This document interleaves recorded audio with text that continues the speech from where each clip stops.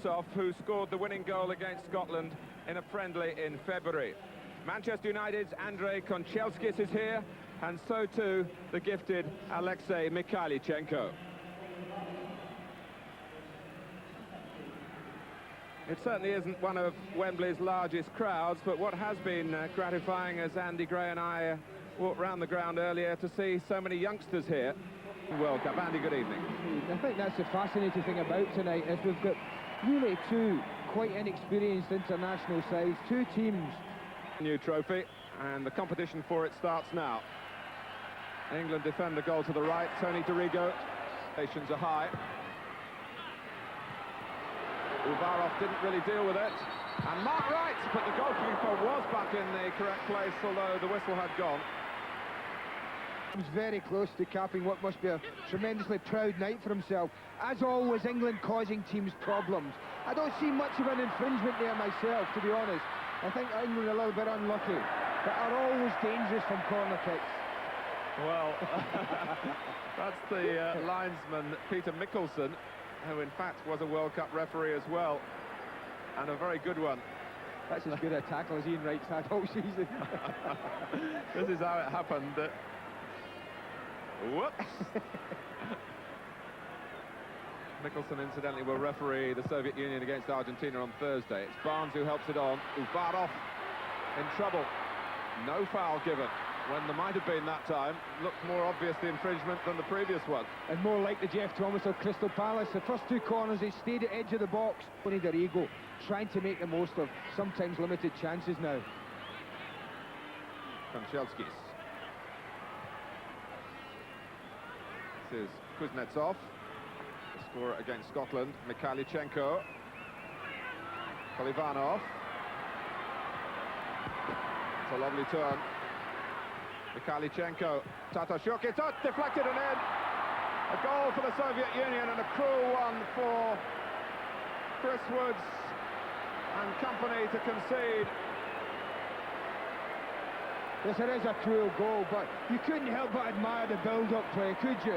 They had kept the ball for a long period of time. Tatashuk has a shot, and the new skipper is unfortunate enough to get in the way, leaving Chris Woods absolutely helpless. But I did say, if you give this team room, then they're the type of team that will punish you. They get a bit of luck here. You see Chris Woods goes, he has it totally covered, and that's the kind of luck a goalkeeper doesn't need. England 1 goal down with 9 minutes gone. Soviet Union than there would have been perhaps 10 or 12 years ago. What surprised me when we were waiting for the coaches to come in, I expected them to all trip off the bus with red tracksuits on with CCCP across the back of them, but would you believe it? Designer tracksuits on the lot. How times change.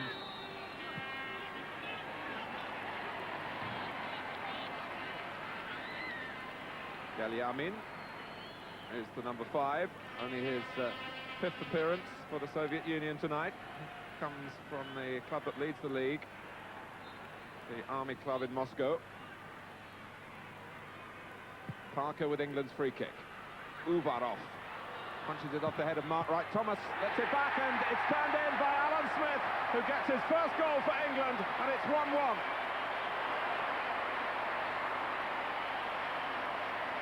Well, your first goal's always very special in your country's colours, and Alan Smith will be a very, very proud man. Long free kick that causes the damage. The goalkeeper, Uvarov, comes all the way, but it's a very poor punch. Jeff Thomas wastes no time, and that's just instinct. As a striker, he's not looking where the goals are, but he's got a rough idea, and all he's trying to do is steer it in, and you're ever so happy when they go into the top corner like that. Smith takes it from him. Barnes. Everyone but Kolivanov back for the Soviet Union. Beautiful play. Barnes to Dorigo. England coming in at the near post in the shape of kept together as a body, which will obviously help their cohesion. Kuznetsov. Tatashuk, and Konchelskis comes away with the ball. Possibilities here, and not another second cruel deflection. England must have been sweating them. Bob in. Smith. Barnes joining Ian Wright in the centre, and it was a A little stab cross really by Smith, aiming for Ian Wright, and Wright recognised that.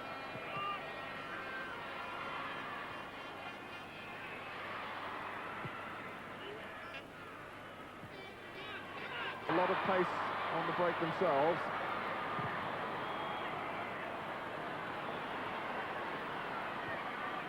Right, wrong footing, Dorigo. Shook. Barnes. Platt. And Alan Smith wasn't going to allow that just to roll through to the goalkeeper, and an argument between Uvarov and Chernyshov. I think Chernyshov is quite... Here's Wise. Hope to still be around. Graham Taylor's plans there. Oh, and Platt. That's a penalty. And David Platt has earned it. And he, I think, will take it. Because there's no Gary Lineker, of course. Just a prime example of trying to do too much in a difficult area. I think it is Chernyshov that tries to work it out instead of just clearing it. And David Platt just pounced, and I don't think there can be any doubt it was a penalty. And even less doubt that he was going to take it. Well, he's never taken a penalty for England before. He's never scored an England goal at Wembley before. But this is the perfect chance. And he does, 2-1.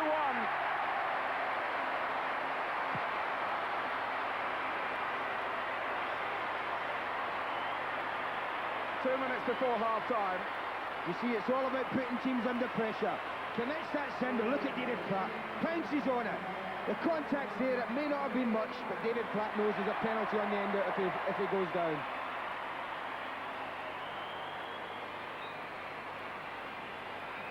So England have turned it around. The left knee, Platt did as he went over him. Down he went. Anyway, it's a matter of record now. England lead 2-1 through that penalty.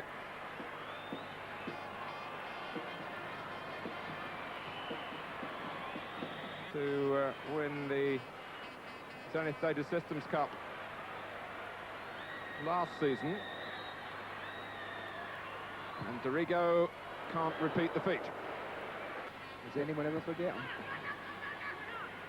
There is a Shalimov. Not quite with the striking pedigree of his Mostovoy. Kulkov. Galyamin. Oh, and Mostovoy! Chris Woods made an excellent save. He started to come and was very nearly caught out by his movement off his line.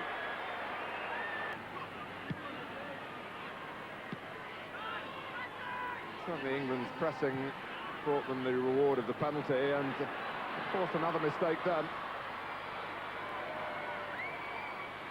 Mikhailichenko. Only Kolivanov ahead of him, and he tries to get through beyond Paul Parker. It's a good contest, and the referee has given it against Parker, but where has he given it? It's a free kick on the edge. Well, it's exactly where he says it was a free kick. I don't think it's there, I think it's there. It's very, very close, Martin, very close indeed. Paul Parker will be a relieved young man that he's gotten away with that.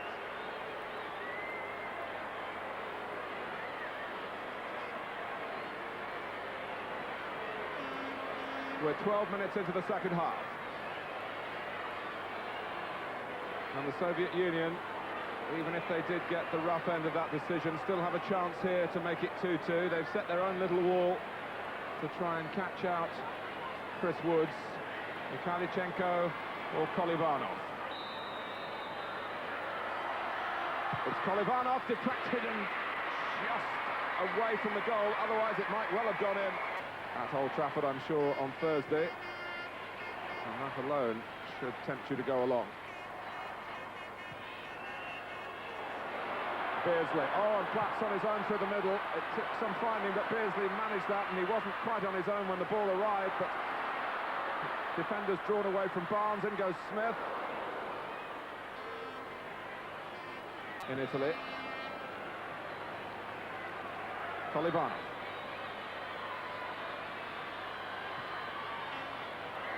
Platt is there again.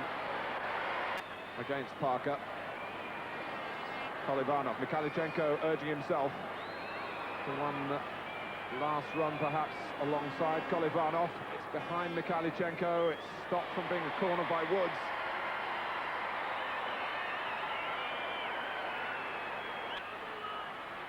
Thomas outside him. He'll be pleased to get the full 90 minutes tonight, having been taken off at half-time in Turkey. Dorigo, good work by Platt. Batty peeling off him. Well, who's only ever scored one goal for Leeds. Platt, yes, 3-1! And that rounds the night off nicely. With 2 minutes to go. David Platt second. England 3, the Soviet Union 1. Yes, and a real good build-up in which David Batty played a big part, but what a great first touch from David Platt. That gave him the opening, that gave him the opportunity, and he strikes a great shot from the edge of the box to give Uvarov no chance. But you see there, David Batty plays a big part, holds up well. Peter Beardsley just plays a lovely little ball into David Platt, turns, one touch, and it's in the bottom corner. That's a great finish. 24 goals for Aston Villa during the season. As I mentioned earlier, 6 goals for England, Platt has now. This is his 17th cap. He was a bonus in Italy, and Graham Taylor has built on that, and is building his team around David Platt, who will get the headlines. 2 goals for Platt, 1 for Alan Smith, as England's much-changed side has started this quest for the England Challenge Cup with a win. A prestigious win too,